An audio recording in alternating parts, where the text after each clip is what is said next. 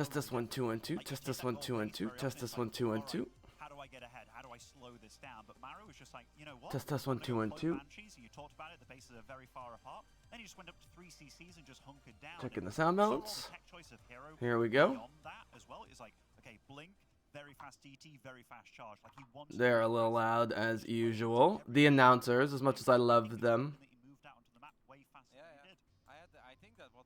I think I had the volume up from before.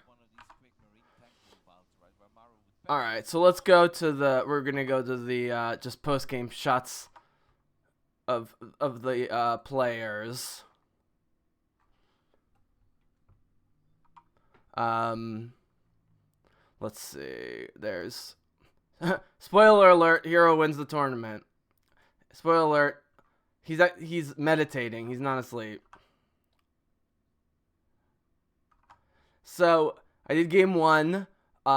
Hero did very well to stick around as long as he did, to be honest with you, 16 minutes, because it seemed like MARU knew every part of his plan and the timing of every part of his plan throughout the whole game.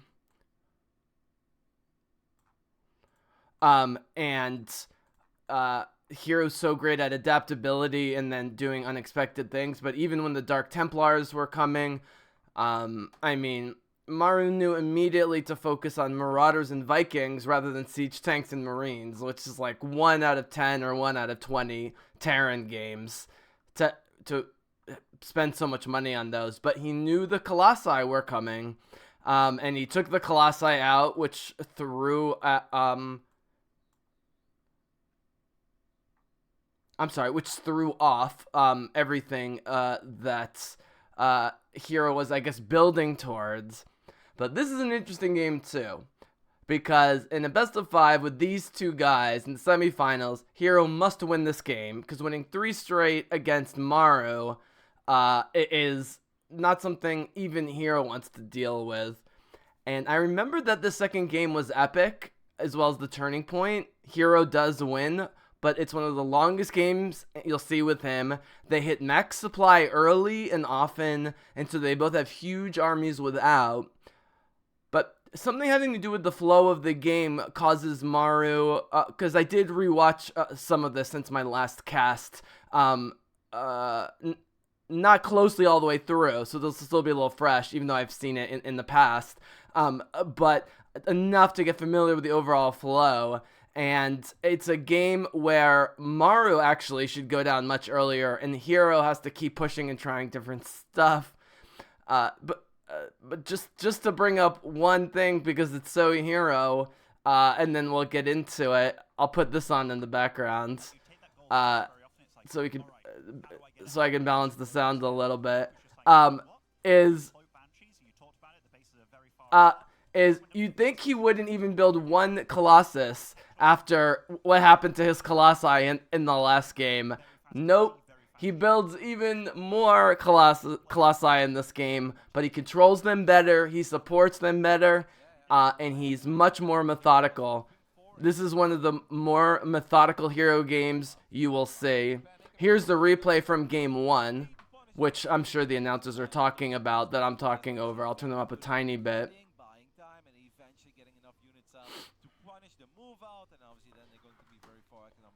Here you see, you know, the beginning of the end of the Colossi, of course. And you saw his Hero's supply go way down for the first time in that game. But here's MARU doing Hero stuff, going after the workers. You know, MARU went after Hero's workers early and late, which is a totally Hero move. But if you look right here, MARU having the bigger military supply at 14 minutes, which he established by, I think, 8 or 9 minutes and never gave up. He was always ahead by at least 15 or 20 army units and the upgrade battle, which makes that into a force multiplier of much more. But look how many Vikings he has flying in the air who really do nothing great other than shoot Colossi down. You know, you've talked about it on your stream before, Kev. Colossus basically heal Marauders in this kind of situation with those kind of upgrades, and that's kind of what was almost happening. Yeah, they made a joke about Colossi healing Marauders, meaning they're so poor against Marauders that 2-2 against 2-0 there. they're getting healed by the Medivacs even faster than usual because the Colossi just can't get through the heavy armor of the Marauder for some reason, even though that beam looks like a mini Death Star beam. So here's game 2. These two rivals, both two of the greatest players of all time. MARU's been more consistent in some ways over his career, although he won most of his money in 2018. herO's played a lot more games, has a slightly lower winning percentage as you'd expect. MARU has a very high winning percentage. As we get started here with game 2.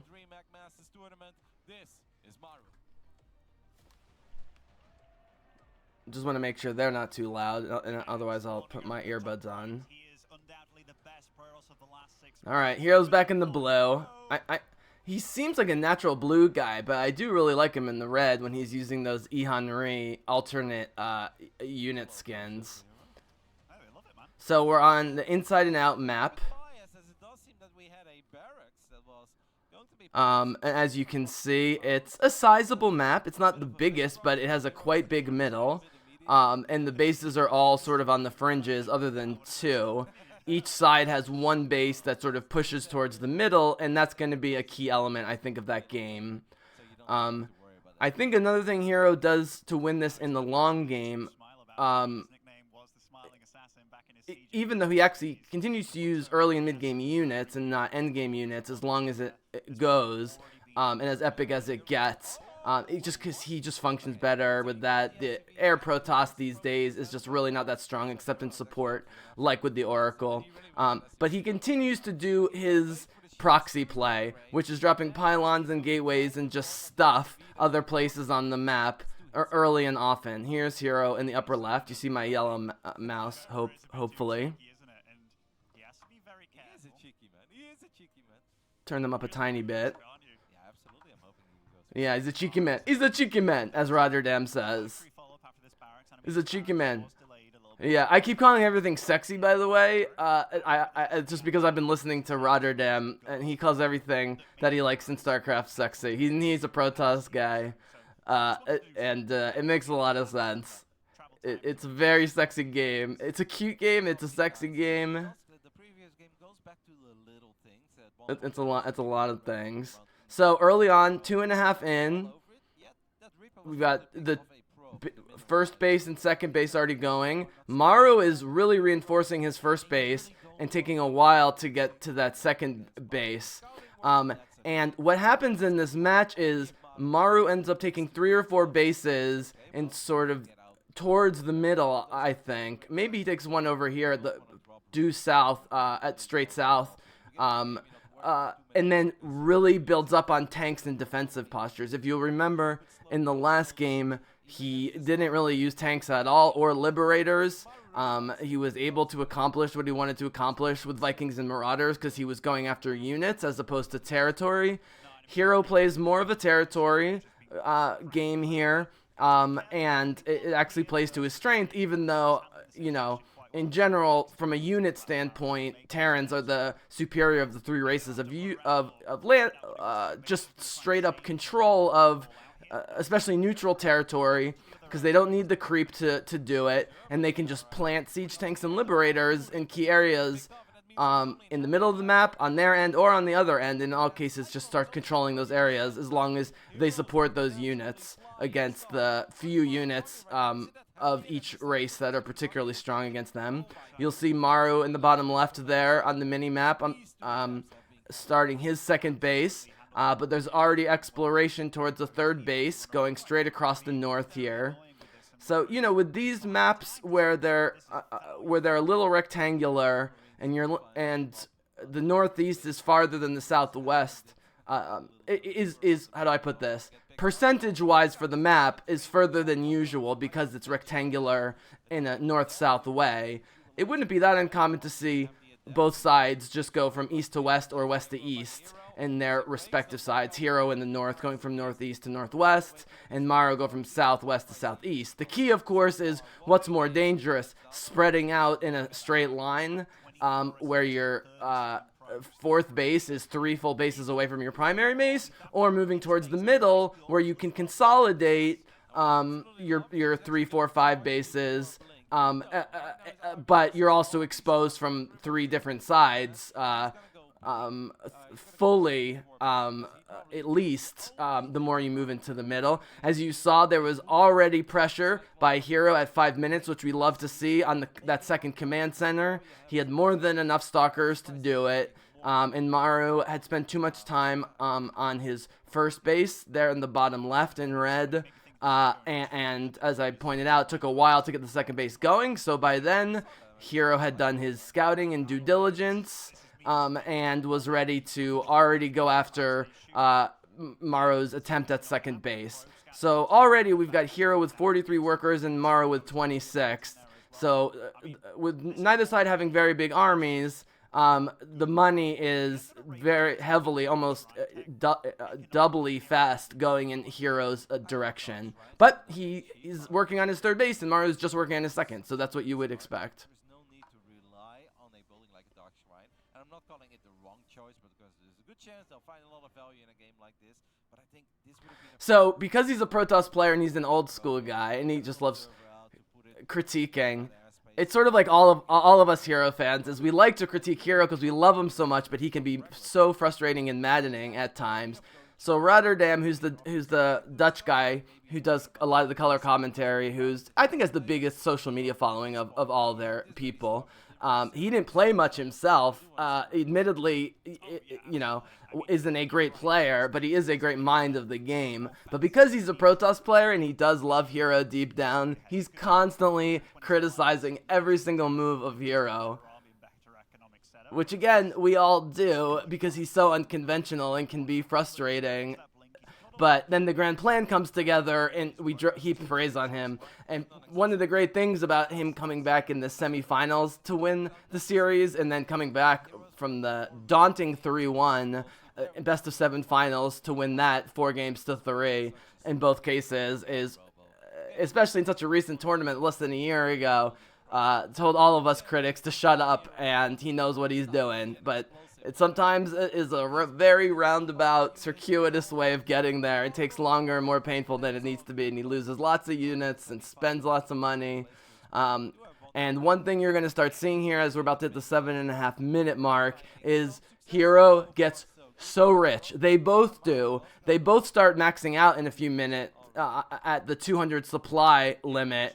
And once that happens, you can buy more structures, but you can't buy more units once you hit 200 supply. And so you just are sitting on money. You've also been doing upgrades. Both sides are starting their upgrades now. So while right now they're both spending money as soon as it comes in, hero's maintaining significant, not huge, but significant lead in workers and a little bit in army, but more importantly in workers. And you can see that his minerals and gas are just going up faster than MARU's, and he's having to work harder to spend that money, even though he's Protoss, which is generally easy to spend money because it's so darn expensive. He's going for 1 Dark Templar early, which means he had to spend money on a Templar, a Dark Templar shrine or whatever, and that was one thing that Rotterdam was already critiquing him, was, that is a waste of time to worry about Dark Templars, but he's constantly getting himself, he almost got himself back in game 1, even though he was getting killed,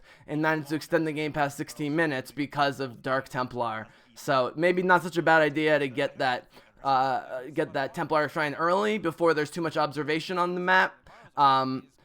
Because again, after a certain amount of time, Terrans have so many command centers with radar, the orbital commands or whatever, they can just scan the whole map, and there goes any chance at cloaking. So while Protoss is a slow build race, that's just how it is. You have to live long enough to build up towards your powerful units and the units to protect those units. That lava looks so cool. At the same time, things like the Dark Templar, while they can be punishing at late game if you're pushing and you're ahead, They in some ways are most effective at the beginning of the game before they can be scanned. Okay, here comes the drop in with the warp in of just Centurions. I guess he had researched charge already. They're moving pretty fast. I can't tell if it's just the speed of the game. Here are all those Marauders again, and I'm just going to pause it really quick. That one Warp Prism drop, which had like only 4 or 5 Zealots, basic melee units, which took half the health of one building and then left. It was just to harass. Now he's back to his harassment strategy. Even though he's at, by the way, that 9-minute 40 mark where he's usually launching an army, herO is being extra precious with his money and spending, and he's not forcing that first attack at 9-10 minutes. But what he's doing is taking over a ton of areas for bases, because he sees that MARU is going to do a 3 or 4 base concentrated strategy, basically a super mega base in the bottom left corner of your mini map there. And so herO says, okay, you're going to do that? Well, I'm known for taking bases that are indefensible just to mine minerals and gas quickly before they're destroyed, and then I rebuild them and build other ones and build them in weird places at weird times. But look how many areas he's got. He's already got 4 bases, and he's got scouting and some basic stuff going on in 3 or 4 other areas, not to mention the upper left northwest corner, which you figure for sure he's going to take.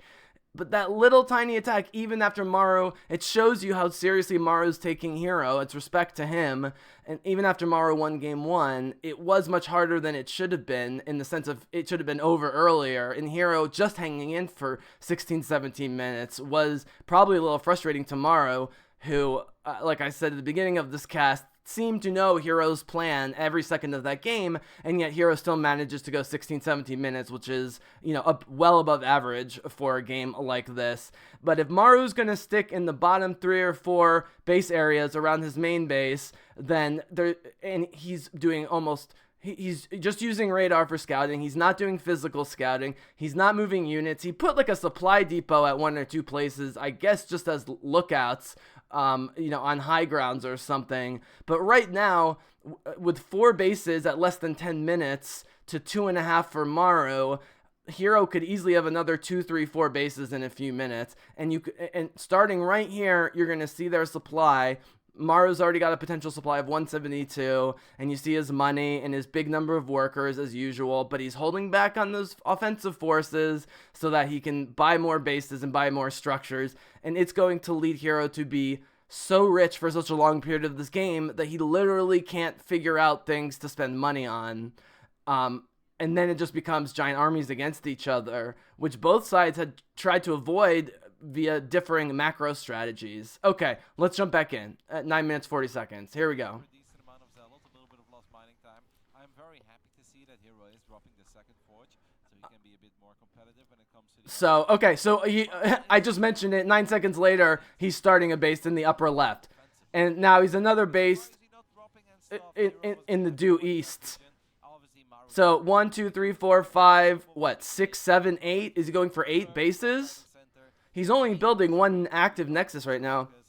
By the way, at 2 late points in this game, they show all of their structures numerically and all of their units numerically, which I wish they did more. But I captured screenshots of them, and I know when they happen. And it's really interesting because by 16 minutes or so, I believe, herO has 20 gateways, which means he can warp in 20 units at once, but he only has 3 robotics bays. I keep thinking, based on just watching his production queue in all these games, that he's only building 2, 3, 4 robotics bays, even with all of this territory, bases, units, etc. But he really doesn't like building more than 3 or 4 robotics units at once, which is smart because they're so expensive. They take a long time to build. Better to build fewer and plan around them with upgrades and support units like Stalkers, Zealots, Sentries, and Immortals. And he's going right back to the Colossi. I don't know if he thinks that... here's another drop. I'll pause for a sec while I get this thought out. There's a chance that herO believes that MARU thinks there's no way that herO would use Colossi again after they were so decimated by MARU. Even though MARU's already using a different strategy and therefore the results will be different, maybe better, maybe even worse for the Colossi when they do come out. Ultimately, he ends up building more than 3 or 4 Colossi, which is usually the max and sort of the magic number.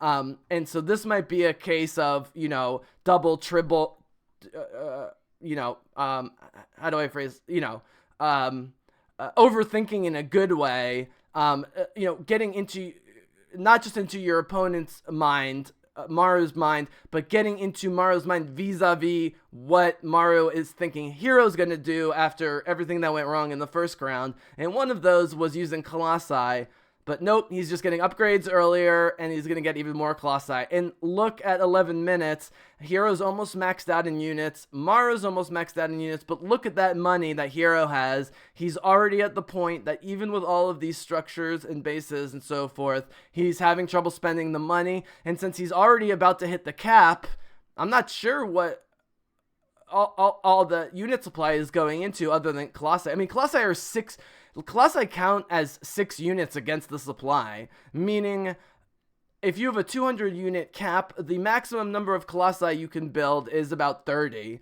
as opposed to, you know, 100 Zealots or 200 Marines or 200 Zerglings. So every one of those tall, giant stalkers with their laser beams, the mighty Colossi that we're going to see again in greater numbers, are not only expensive, fragile, and take a while to build, and you have to control very, very well from a micro standpoint, but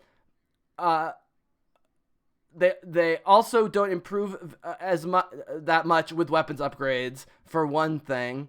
He's not building more than 3 robotics bays with all the money that he gets, so he could be putting out more than he does ultimately. But with all of that in mind, he's already about to hit the supply cap, so I'm wondering where his units are, because the broadcasters aren't showing us where his units are, because I think they're surprised, because by now this is normally heading towards herO's second big attack, especially with this much money, this number of units, and this big of a supply, but instead he's just expanding base, and he's holding back his units somewhere and just doing these little Zealots attacks to keep Maru's worker production just a little bit lower than his own. But because Protoss can max out so relatively quickly because their units take up so much supply individually, as I was saying, the Colossus takes 6, the Immortal takes 4, you know, even their smallest units take 2. But when you hit that supply cap, you can spend the minerals all day on photon cannons and shield batteries and other structures or whatever. But you're just gonna keep accruing money, so you spend it on upgrades, and then what you spend the money on is what's going to be interesting. So I believe we're a little bit under halfway through the game, and herO's definitely winning, but as rich as he looks right now with that number of worker bees and just money in the bank, even while he's spending quite a bit as it goes for when it comes to herO. Meanwhile, by the way, I want to point out also Ghosts and Liberators being built already by MARU with upgrades. So he's already modifying his area control strategy. He's also going to be building some tanks as well. He might have some out there. Right now, we're just seeing the base, so let me go forward. I'll listen to... Alright, so there's the tanks. Okay, so here's where all the units were, finally. So this is what I saw happening in my rewatch, but what I even saw happening at the beginning of the rewatch, not remembering all the details, but just seeing how the map was going, which was MARU wants to build a super base of just 4 big bases that are all connected and defended in the bottom left, and he's going to use that as a defensive position and dare herO to come after a bunch of siege tanks on hills and soon Liberators hovering over entrances, exits, and other choke points. And on first glance, you look, all of a sudden, herO's lost a bunch of units. He's down to 68. He was over 100. His supply is way down. MARU's now up again by 40, and you're going, oh, it's the same thing all over again.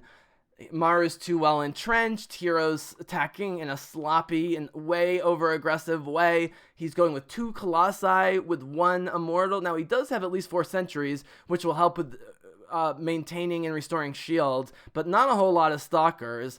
And he just lost almost half his army in a few seconds there, trying to attack a hill covered with entrenched siege tanks. So let's see where he goes from here.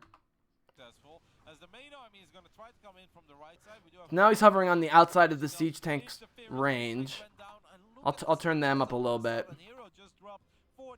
And now he's doing what he should do, which is retreat. He was way outclassed and outnumbered in terms of just actual army power there.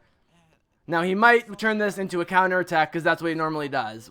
Even when he looks like retreating, now he's going to make... It looked like he was heading north-northeast back to his base, but really he was just collecting more units at his warp point. Now he's coming back. And here come 2 more Colossi. Okay, so now he's already at the 4 Colossi that he maxed out on last mission. But look at what MARU's assembled here.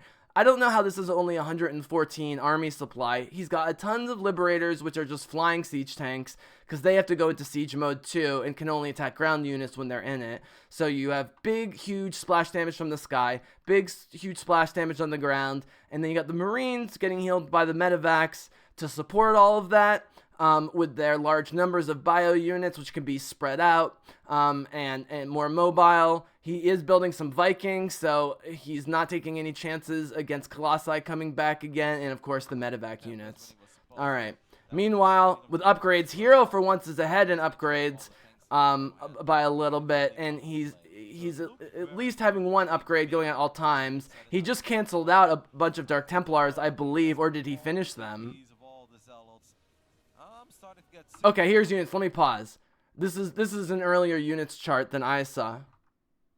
So, at this part of the game, hero has managed to quickly jump back up to 109 and almost a tie of units. He's almost maxed out just less than a minute after this tank encampment took out, 40% of his army.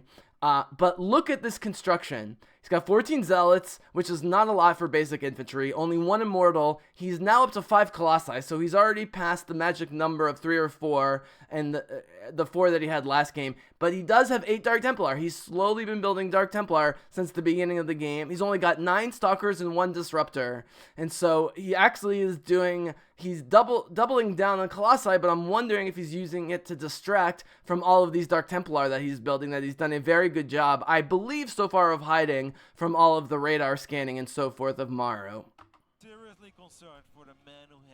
Okay, so now they're relatively even on upgrades as MARU gets another one. Now he's starting to put the Liberators into defensive mode a little bit further east on the southern part of the map with siege tanks. And with siege tanks and Liberators all pointing at the same choke point, you will not get ground units. Okay, here come some Dark Templar mixed in with Zealots, and it didn't do a whole lot. He tries to move in on that position with his Colossi because the Vikings weren't there. But with all the tanks and Liberators, you'd still think the fragile Colossi would be scared to go there. He does have a number of sentries embedded to help with shield restoration, maybe more than he normally does, but not a lot of Immortals to absorb damage. So, yeah. So, alright, so let's stop. So, hero's technically supply blocked, meaning he had a pylon destroyed. That means that he has more units than he can support. He doesn't lose those units when that happens, but you go in the red and you can't build more units until you get your potential supply higher than your actual supply. But it doesn't matter because his actual supply is 1 less than the maximum. And not only that, his bases continue to expand and grow, and his money continues to pour in. So we're at 13 minutes here. And his production, he's not spending a lot still. He's been very, very conservative with spending. And so he's sitting on a full supply army where he must be hiding some units. Here we see at the north of the screen that they're showing us some more sentries, which I suppose are trying to join the main force and help provide some shielding. Alright, so here he comes in. Now he jumps. Okay, so this is an interesting strategy. I don't know if he saw the spread of the units. Here's a Raven, only 1 Viking. The fact that MARU had a ton of Vikings the first game, and they just wiped out those 4 Colossi. But in this game, hero has at least 5 Colossi, and MARU didn't build a lot of Vikings. Lend some credence to my theory that hero guessed that MARU was guessing that hero would not pursue a Colossi strategy again, therefore did not build enough Vikings and Marauders, and now he's got Siege Tanks and Marines, which is your standard Marine build, and should do okay against the general army, but these 5, they've got a range of 6 or 7, at least, with the laser blast, do the Colossi, are not just pushing straight into the base. He's blinking into the base with his stalkers to take the close range damage and get into the faces of those medevacs and those entrenched tanks, and staying on the outer edges. You have to do this with Colossi. You need to learn how to walk them around like a show dogs. Honestly, it's like herding cats. They never go exactly where you want them to. But when you have 3 or 4 or 5, you have to keep them at the maximum safe distance from the outside of the base and just slowly blast your way in. If you try and run in the base with Colossi and then start blasting, they will get wrecked. But luckily, he's out of range of everything at the moment that can hurt them other than a couple of Vikings. So let's see what happens as they're about even in army. The money's still coming in for both of them. Hero's a little bit up on total supply. And he is making a push into the northern part of MARU's sort of mega amoeba base here in the southwest, which hero is very much, it's great to be able to cover all your entrances and exits and choke points with tanks and liberators, but if you're not moving out further on the map and gaining territory, at least temporarily, under your control with just units, not bases, you're really limiting what you can do. And so, again, he's daring hero to come attack him with a variation of the units that did not work for hero in the first game. 13.5 minutes. All right, let's see what goes on here with this push into the base and the Colossi shooting from outer range. Throw some disruptors. Uh-oh. My screen jumped for a second. Sorry about that. The disruptors picked off a few things. He got hit by a Raven, but he's out of there already. So they traded some damage, but in the end, neither of them lost many units, and they're both about to max out on supply. Okay, so what does this mean? What this means is he can no longer buy units until he either purposefully or accidentally loses units in battle, or even suicides them or kills them himself. Maybe even kills some of his own workers. So there he just lost a few units, so now he can build a few more units, but he has queued up way more units than he can build. He only has 4 supply, which is literally 2 Dark Templar or 2 Zealots, which is just their basic infantry. But he has queued up this massive queue with what I assume is already a ton of warp gates for them to come in. And he's also queuing up 5 more Colossi. Oh no, these are units in the game. I thought these numbers were too big. My bad. But nevertheless, it still is an interesting spread of units. And as we'll get back to the production as he makes another rush here with his Colossi Stalkers and Zealots. All right, and again, they're dead even at 81 workers on 196 total supply and 115 army. You never see this. Dead even. But in the money department, because of all of his bases, even the ones that are just there to get minerals and maybe gas, hero is just already starting to roll in more money. So here he comes now on the northeastern part of MARU's mega amoeba giant, unibase thing. He blinks in, tries to get some damage off, and the Colossi do exactly what you're supposed to do. You get just close enough with the Colossi to shoot, and then you immediately move them back, because while the tanks and liberators have range long enough to get to them, if you come at the right angle and shoot at the right units and move quickly enough, they're not fast, but they do have pretty good lateral, like reverse and side-to-side acceleration in terms of dancing around with their big, long, stalkery legs. And so you can often get a full laser blast, which does have splash damage, by the way, which means it hits grouped units and not just individual units. So you can get off all those blasts and back them away before they take too much from the liberators and tanks. But that being said, MARU is at this position having to defend 2 entrances, and while they're both on top of a hill, he's having to split his liberators and his siege tanks to defend those areas, and he continues to not move forward, even though arguably right here he should be pushing up the west side, and if nothing else, harassing and putting pressure on the base of hero. This is the big mistake. If MARU right now had a secondary army that could move quickly and just go up the west side and just take out all the little projects that hero has that are never going to be full bases, because he's got so many full bases already over here, but are just mining or getting ready to be proxies to beam in units. But MARU makes no effort to do it. He continues to just turtle up with more tanks and more liberators, as you can see up here, and dare hero to attack him yet again. All right, so here comes hero up the hill. You can see the little circles which the liberators are covering. You can't see where the siege tanks area is, so you don't know the siege tank. You don't know you're in siege tank range until it goes off and they're shooting at you. But you can see the liberator. It turns red as it's or blue depending on your color.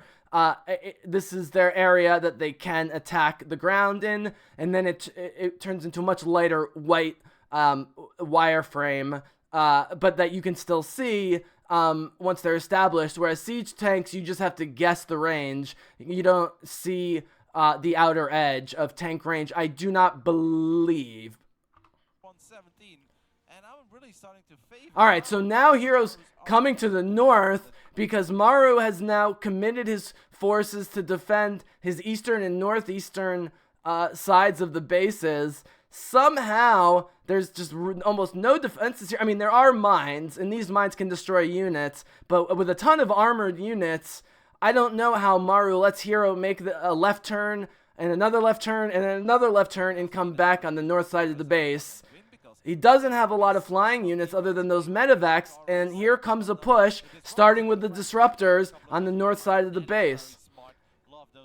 Using those disruptors, damaging structures with them, even if they don't get destroyed, making them spend money and time, sending 1 or 2 units here or there. So that was just a feint. You know, a lot of times your normal hero play would have had him make a full-on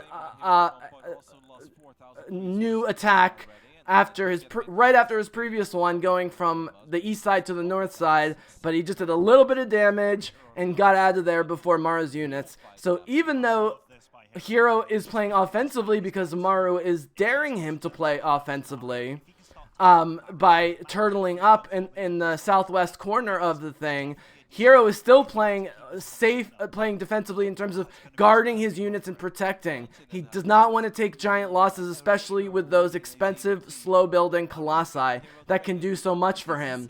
And he, of course, by now, hero has noticed that there are a lot more Marines and fewer Marauders and so forth, and the Marines are what are really susceptible to Colossus fire, but he might be charging in too fast here with these tanks, with these siege tanks and liberators guarding. So let's see if MARU takes out some of those colossi in this push. Nope. He destroys a whole bunch of stuff and uses his guardian shields from those extra sentries to keep his colossi protected, and is still in very good shape with 5 colossi and a number of disruptors and not a ton of stalkers, but enough up. And now he just got reinforced by a whole bunch of stalkers. So now this is turning into a legit big, powerful hero army, as long as it's in the hands of hero, which it is right now. MARU is already scared about this base with this army and has preempted any attack, not only by increasing liberator and siege tank coverage of this particularly giant entrance to the base. You know, it might have not been such a great place to put a base. I mean, there's no wall or protection here. They're on dead even ground with no walls, and so MARU sees the writing on the wall, which is the front line of his base is his command center, which you never want. So he lifts it up preemptively, Now, the only unit that can hit air units are his Stalkers, but he has 16 Stalkers, which are a lot, as he just reinforced. And so the Stalkers can come in and destroy this command center, and I believe, if I remember, at 16.5 minutes, that is going to happen right now, especially as 2 more hero upgrades come through. Let's see if he destroys that command center. It's just asking to be destroyed. Okay, now it lands again. So now he comes. Now is he going to raise it again? This is such an interesting game of chicken just over this one entrance. But as many Liberators and Siege Tanks as he's getting, there's just so much area to cover there. So now he's doubling down on the northern entrance coverage, but the Colossi are just shooting so fast. When you add some Disruption Novas, he's taking these buildings out faster than they can be built. The Siege Tanks aren't close enough, and he's masterfully controlling the Colossi. So they may take 1 shot of missiles from the Vikings, who have now finally gotten more than a half dozen of them, which you need because Vikings are freaking weak, even against Colossi when there are only 2 or 3 of them. He may have been able to avoid some of those hits, but they did all survive. Okay, here's where they switch to both of their views at the same time, and we all get super dizzy and high at the same time. Oh boy, I feel like I'm floating on clouds. This is absolutely crazy. Woo! Because this is a weird time to pick it because they're both looking at the same part of the map, because unlike a lot of battles with these guys where they're attacking in 2 or 3 different places at once with all of these armies, nope, it's one giant MARU base heavily defended against one giant hero army. And we're at 18 minutes, but it's already feeling like we're entering in the 30 minutes phase or whatever. And I believe we still have at least another 6 or 7 minutes of game time. Okay, so here he has a bunch of coverage with Liberators. He's got Siege Tanks here. He's got a Planetary Fortress here, which is a command center with the giant cannon. He's trying to get another one. He's got 1 missile turret. He doesn't have that many air units. He has actually no air units, but they can attack the Colossi. And the Disruptors took a lot of damage there. And if you look at the numbers down here, they're still maxed out on supply. They're almost dead even still in workers and army. But Hero continues to control most of the map. MARU continues to be complacent about not moving outside the southwest corner for the most part. But look at the money. Hero has almost 5,000 minerals and 4,000 gas, which is absolutely ridiculous. And while he does have more upgrades he can purchase, he's maxed out on infantry upgrades, which are the important ones. And so what does he do? He's just going to start building more gateways, which turn into warp gates, so that he can warp in more units. He can take bigger risks and lose more units in attacks because he can beam in 20 plus at a time. All right. Okay, so here's the unit graph at 18 minutes, 19 seconds. He's now up to 19 Stalkers. He still has 4 of the 5 Colossi, which is very good. He still has 3 of the Disruptors. It's really hard to keep sentries alive, but they did a phenomenal job of keeping 4 out of the 5 of those Colossi alive and most of the Stalkers and Disruptors alive. But now he's got enough Stalkers where you can really start doing some micro blink, jump, sneaky stuff with them. And I'm still always surprised that he just continues to have only 1 Immortal, but he also continues to only have 1 robotics facility or whatever. So, you know, he can't build Colossi and Immortals that fast, but he doesn't want to. But maybe he should have thought to do so, or do so now, because he's got so much money. All right. MARU is just crawling. It's absolutely covered, smothered in upgrades.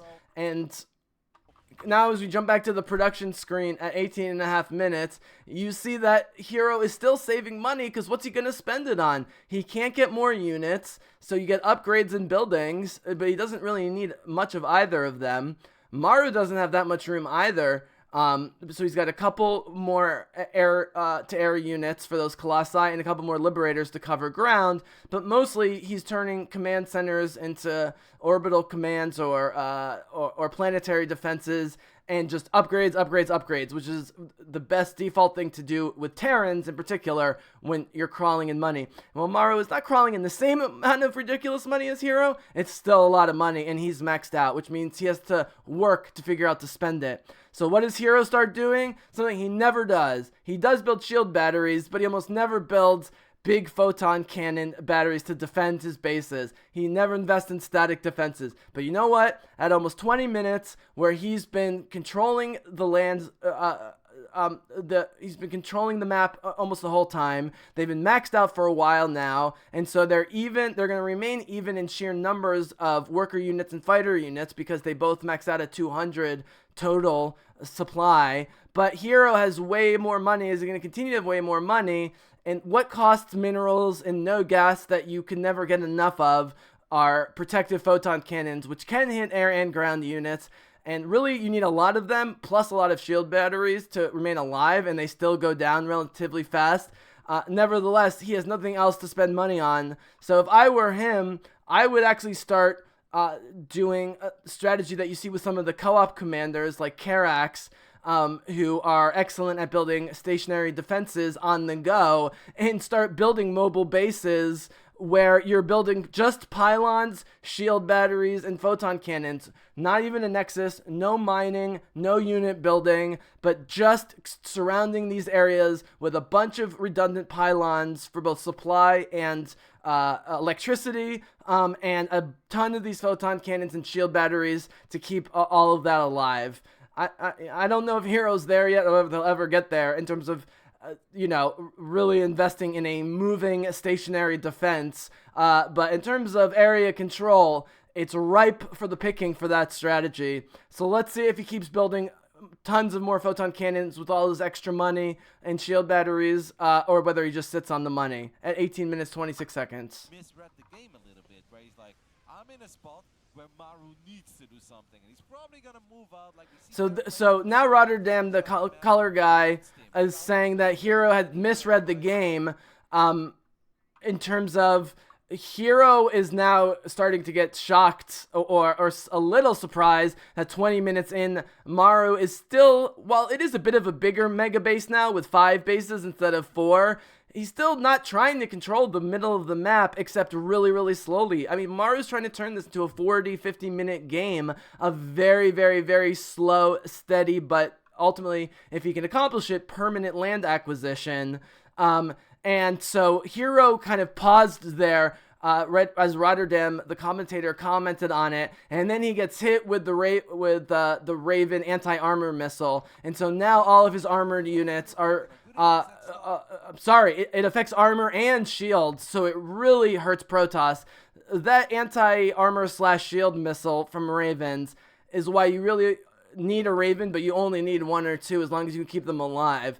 Just that missile, especially against Protoss having shields and armor that get debuffed by it, is really a great move. But he's far enough away and has a big enough army that MARU is still scared to approach. And in fact, MARU is surrounding his command center, which is currently floating and at half energy. So now he's going to try and reinforce that double entrance to the northern base that's part of his mega base. He just dropped a nuke, which is exactly why you can buy a ton of photon cannons and they go immediately. They moved away from it very quickly, but that nuke dropped and killed almost all the photon cannons, pylons, and shield batteries.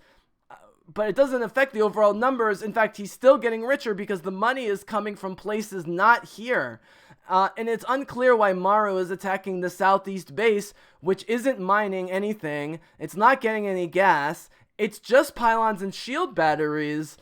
I'm not totally clear why MARU is attacking here, and still this far into the game missed his chance to just march up the west side of the map, take control of the west center side of the map with siege tanks and liberators and support units, make sure that MARU doesn't take this base, and continue to harass these 2 areas in the northwest. He's completely ignored it, and those areas are bringing in minerals and are building other structures to make units and upgrades and so forth. But he's attacking the one hero base that's completely expendable and felt like a total trap that should have been way too obvious for someone like MARU, who's now committing all of these offensive forces to a base that's just shield generators and photon cannons, which, yes, just got blasted by nukes, and we're going to see increasing nukes as this goes on, because, again, MARU has nothing to spend money on, and you can have one nuke being built per ghost, essentially, and just keep building ghost academies, and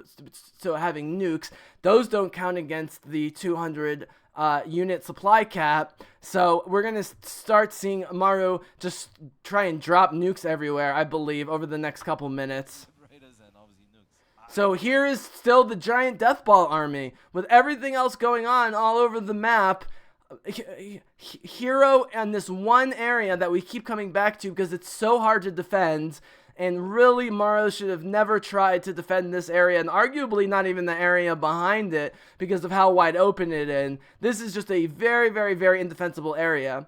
Terrans don't have something like the creep, so they can't put their permanent mark on it and give themselves permanent buffs like Zerg would get if there was purple creep here. So this is a totally quote-unquote fair fight in terms of upgraded units going against upgraded units, and he's still floating his command center. And I believe he gets it here. Yep, he blinks in, goes after the command center, goes in again. He's losing a bunch of units, but he badly damages that center. He does go down a bunch of units, but because he has so much goddamn money and so many goddamn gateways and warp gates, he immediately jumped back up to higher than MARU after losing, a couple dozen units, because he's got essentially endless minerals and gas. He's got endless money at this point, does Hero. And until and unless MARU decides to go after his actual mineral and gas producing areas, which are producing units and upgrades, and stop attacking dumb areas like the southeast base, which is nothing.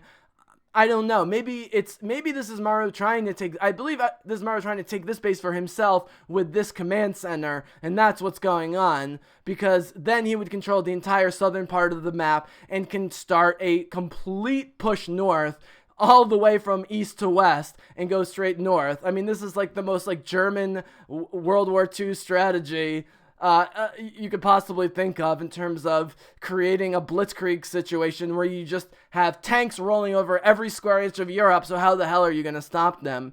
But they are capped at 200, so he can't even build a lot more units even if he wants to. So he's going to have to bring these siege tanks out of siege mode and start moving them, but they become less powerful and more vulnerable when that happens. So let's see if he's trying to take this base from Hero, whether he does it successfully, and whether it makes any difference. Here are a bunch of ghosts, by the way, and in the meantime, he's been building nukes, as you can see the nuke meter here. And I don't know how many nukes he's sitting on at the moment, but it's more than one, and he's going to start dropping them. In fact, he might drop one at this Nexus just to get things going. Let's see what happens. So he's attacking the Nexus. Nope, he gets it just with the units. So the Nexus that's totally useless and worthless gets taken out. Hero could give two shits. As you can see, the number of units and the amount they're worth, Hero's been theoretically decimated, but again, he's so rich and has been so rich for so long and can beam in so many units at once, it does not matter. As long as he can protect those robotic units, because those you can't warp in and continue to take a while to build. But he's done a very good job. He's still sitting on 4 Colossi and at least 3 Disruptors and some Sentries and maybe an Immortal. As you can see up here, he's now doing his Hero. Let's get more Disruptors and then more Disruptors and see what we can do with that.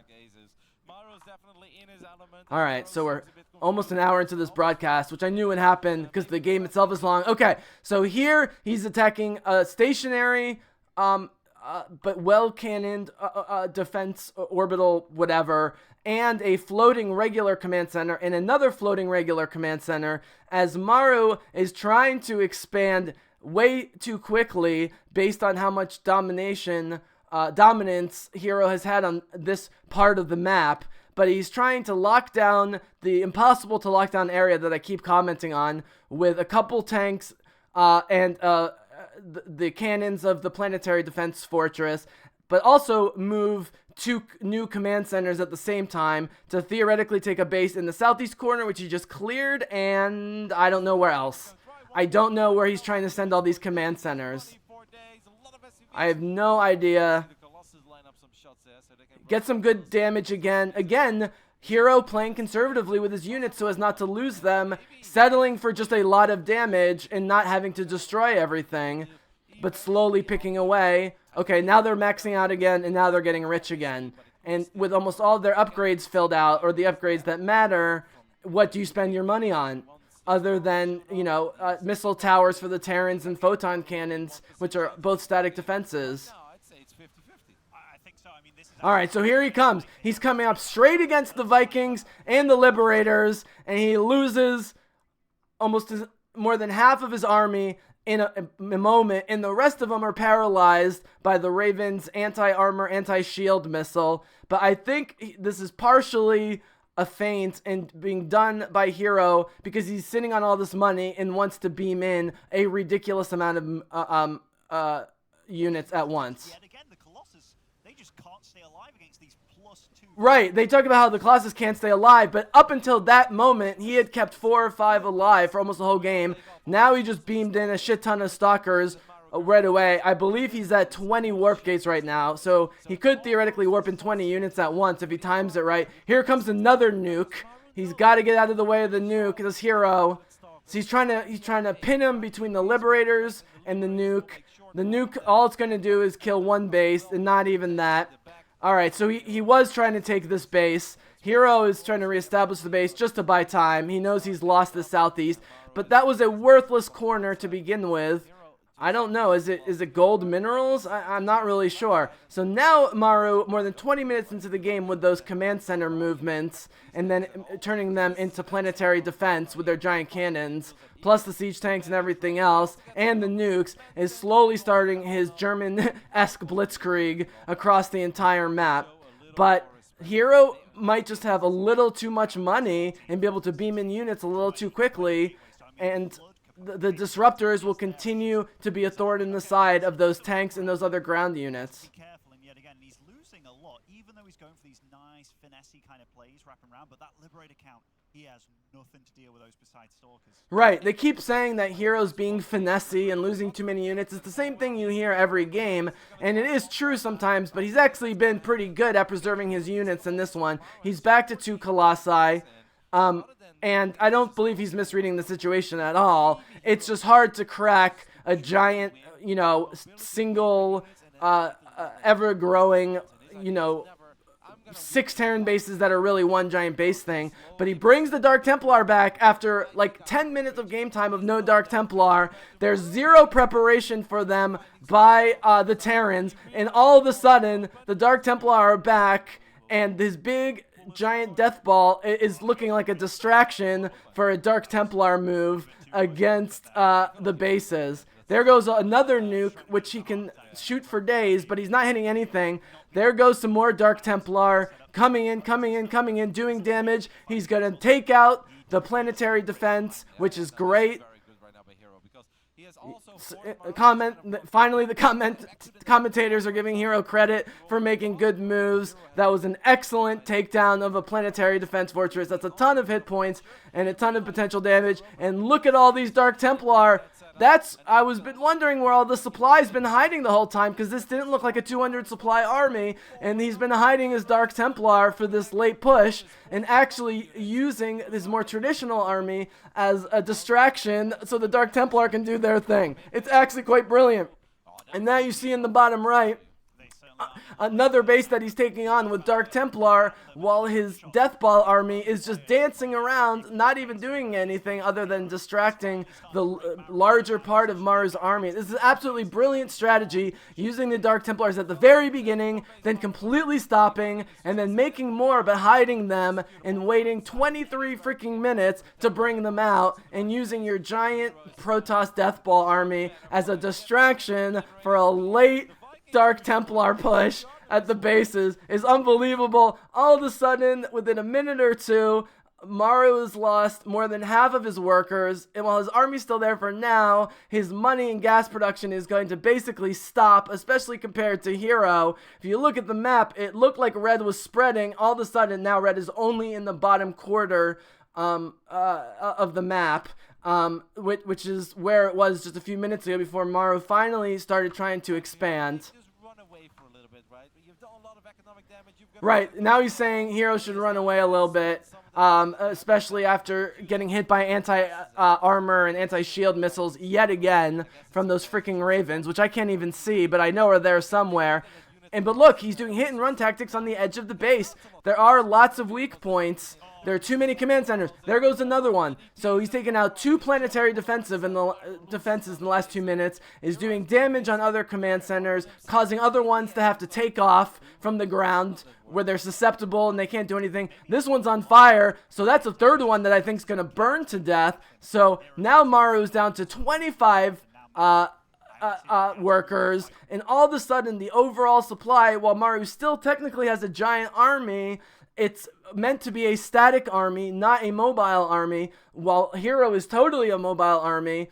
And since hero was able to take out 3 or 4 command centers, or at least badly damage or take them out of play in a small amount of time, well, as the Terrans, having a static army is no good if you have no bases to defend it with. So now he's got a whole bunch of units that aren't good on the move, and they're on the move.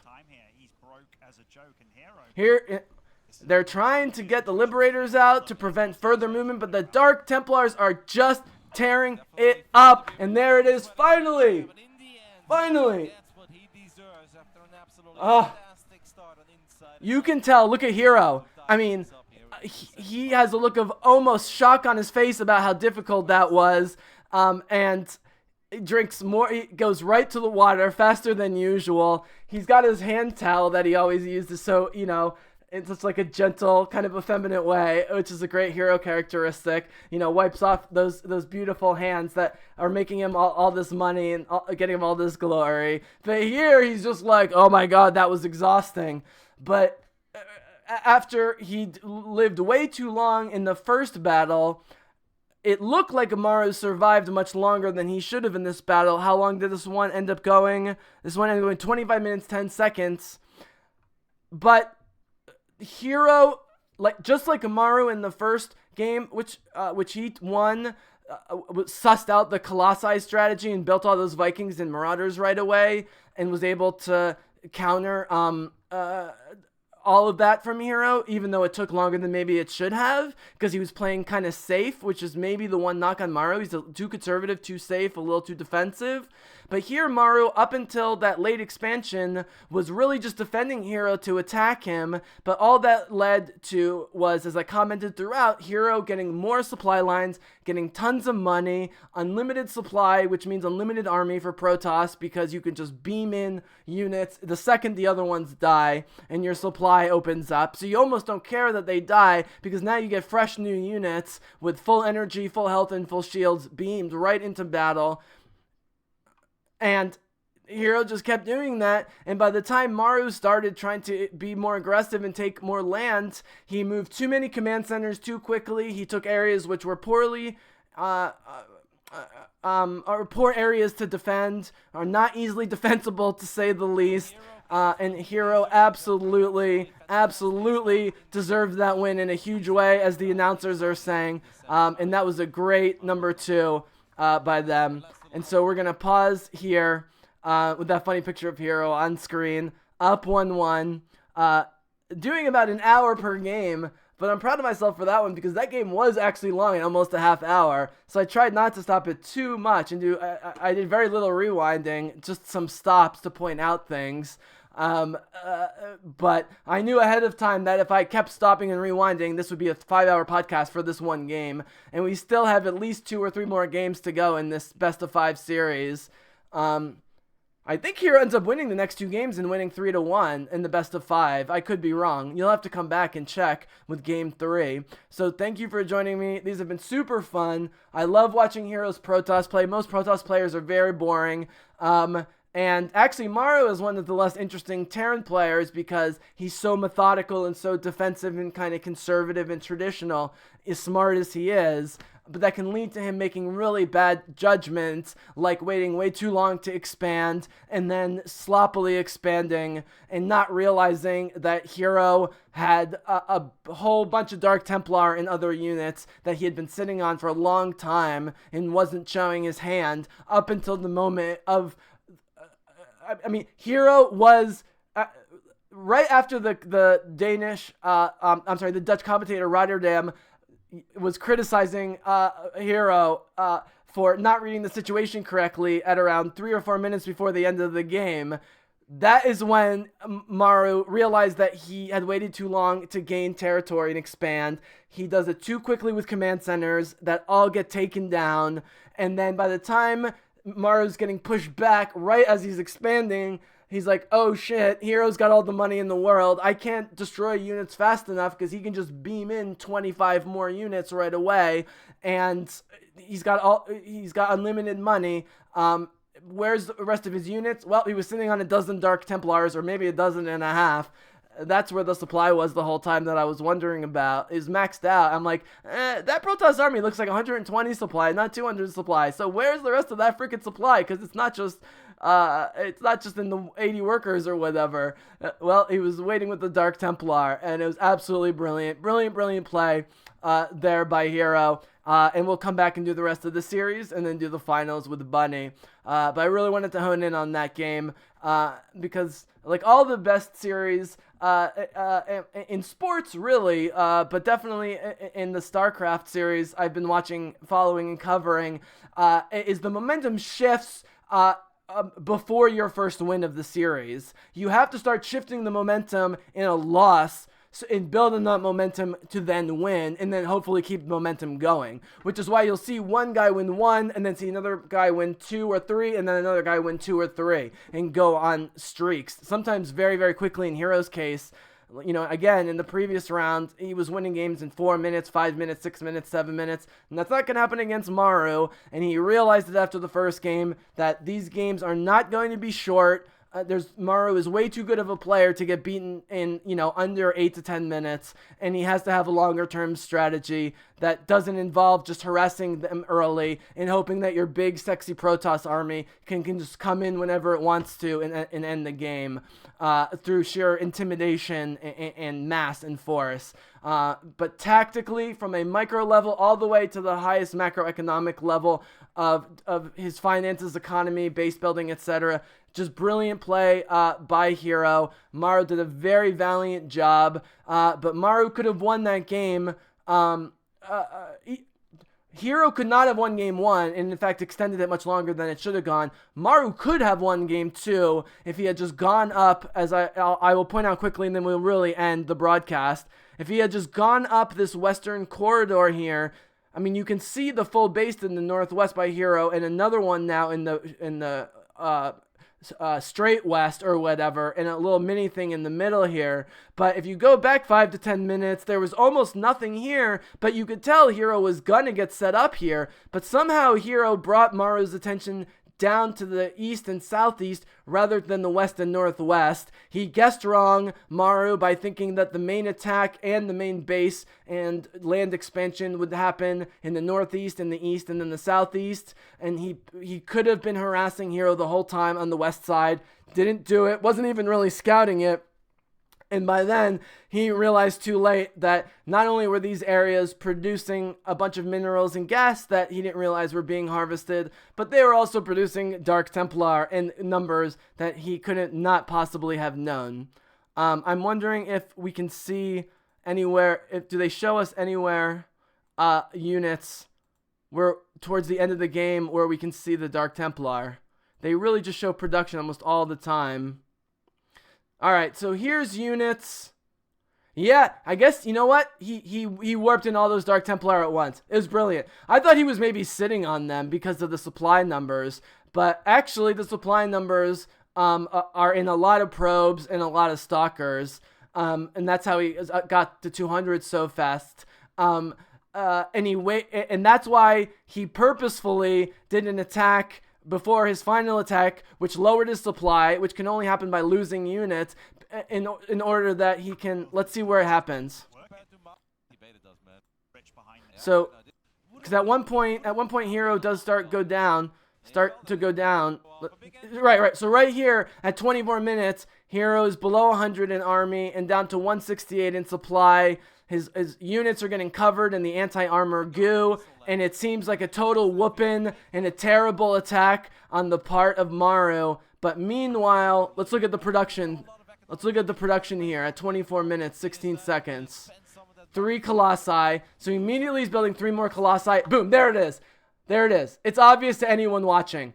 He immediately queues up 13 Dark Templar. He in fact could build more than 13 Dark Templar.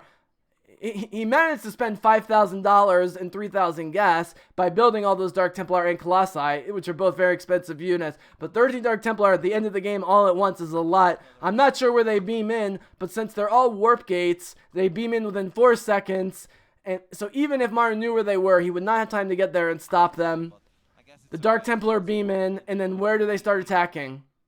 And can we take a look at that unit's lost resource step now? Because now it's a lot closer, right? Earlier, ignore what the commentators are saying. And here's here's where they start attacking. So he spawned them at either this base here, his actual eastern base, or just this little mini thing between the east and the southeast base areas where he just has a gateway and a pylon. He could have spawned in either of those 2 places. They're equidistant from here, but this area, which I'd been saying the whole game was so hard to defend, and MARU should not be trying to defend, because also the areas to the south and west of here are hard to defend, so he was going to get surrounded on all sides, but he didn't even have to get surrounded because hero had so much money and cleared up the supply, and he just had that clicking finger, in hindsight, he had that clicking finger just waiting to queue up 13 Dark Templar and beam them all in, and that led to the end of the game. Not much longer after that with the victory. And there it is. So thanks again for joining. We'll be back soon, either later today or tomorrow, with game 3 and 4. I'm going to cheat here a little bit. He wins the next game. Then there's then MARU asks for an extended break. And then, no, it does appear to go. I have to cheat. Sorry. No, why was there a break there? Something happened. Oh, no, it does go 2-2. It does go 2-2. Okay. Oh, we'll have to save the best for last, I guess. But it goes 2-2, and then he does actually pull a hero strategy for the 5th game. Somehow, even though MARU's coming back at this point, tying it up 2-2, hero does a hero thing and ends up winning the game in 5 minutes against MARU. After a couple minutes ago, I just said MARU would never let that happen. But we're going to have to wait to get there because we still have... Here's the victory for hero for game 2, 43 minutes into an hour and a half. So we have 3... Do we have 3 more games? Yeah, it's tied 1-1, and we have 3 more games, so it goes the full 5 games. Very, very, very, very exciting stuff from these 2 amazing Korean legendary players. Thank you for joining us here at the Noob Academy by Professor Bizzle, talking StarCraft as simply as I possibly can, because there's not a lot of people who will, and even I don't understand half the things that are said. So thanks for joining. Be well. Enjoy the tournament that's going on now, and watch all these old tournaments. They're fantastic, and the commentators and players are great. And so thank you, and we'll be back at you soon with some more hero.